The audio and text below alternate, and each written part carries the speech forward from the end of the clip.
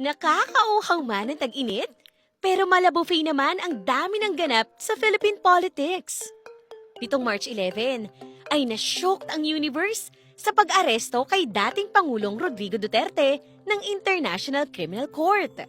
Kaya naman, to the rescue ang kanyang mga political friends para isave si Tatay Digong. Isa na dyan si Senator Bongo, na siniguradong hindi magugutom si Tatay Digong. Yummy! Pinatunayan ni Go na real men cry nang ipagsigawan na tulungan ang dating Pangulo. Mga politiko, nananawagan ako sa inyo.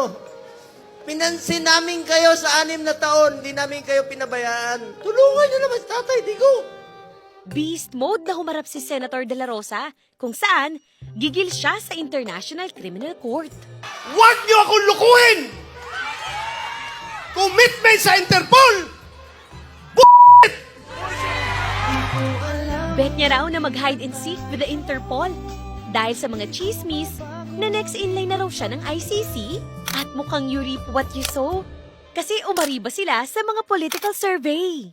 Pero mga ka-genius, remind lang namin kayo na huwag basta-basta makarried away ang inyong feelings sa pagboto ng mga kandidato.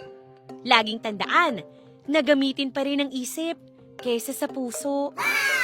Pero mabalik tayo sa Duterte arrest. Todo support naman si Senator Robin Padilla at lumipad ng daig para kumustahin ang dating Pangulo na chairman ng PDP. Ang tanong,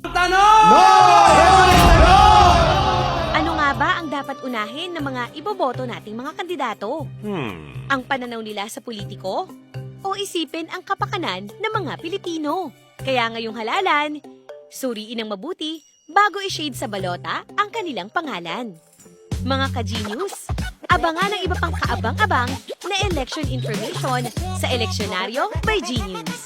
No more, vote better! Genius caster Camille Pereira, reporting for Genius. Real news on the go.